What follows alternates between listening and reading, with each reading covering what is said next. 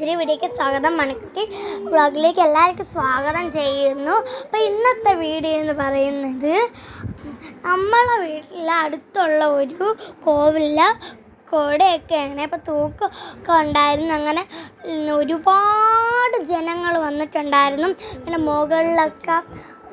മുകളിലൊക്കെ നല്ല ലൈറ്റ് തൂക്കിയിട്ട് നല്ല കോടയൊക്കെ തൂക്കിയിട്ട് ഉണ്ടായിരുന്നു.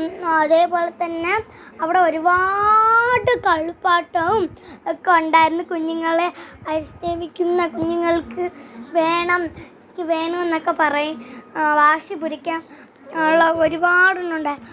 ഇതാണ് ഒരു കമ്പ് പോലെ ഒരു വലിച്ചിട്ട് ഒരു പൊക്കമുള്ളൊരു സാധനം ഒരു വണ്ടി പോലെ. അപ്പം അതിൻ്റെ ഫ്രണ്ട് ഭാഗത്ത് ഒരു വലിയ വടം വലിക്കുന്ന ഒരു കയറ് കാണും.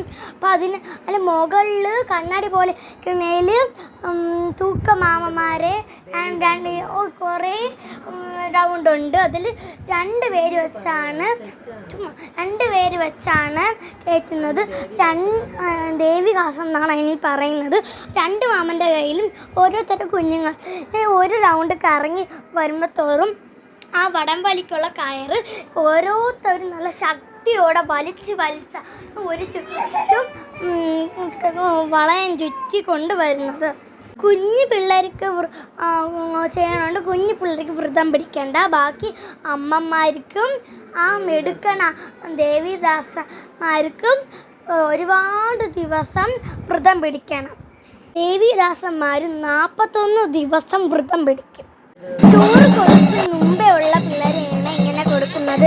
പിന്നെ ഓരോ വില്ല് തൂക്കുന്നത് ഓരോ റൗണ്ട് കഴിയും തോറും പിടിച്ചിരുന്ന മാമന്മാർ തമ്മിൽ ഒരു വില്ല് പോലെ ഒരു സാധനം വെച്ച് അങ്ങോട്ടും ഇങ്ങോട്ടും ഡാൻസ് കളിക്കും. കൂടെ ചെണ്ടമേളവും കാണും. ബാക്കി പുറകോട്ടൊന്ന് ഇവിടെ ഉള്ള ചില ചേട്ടന്മാർ പാട്ട് പിള്ളേരൊക്കെ കേട്ട് നന്നായിട്ട് ഡാൻസ് കളിക്കുന്നുണ്ട്.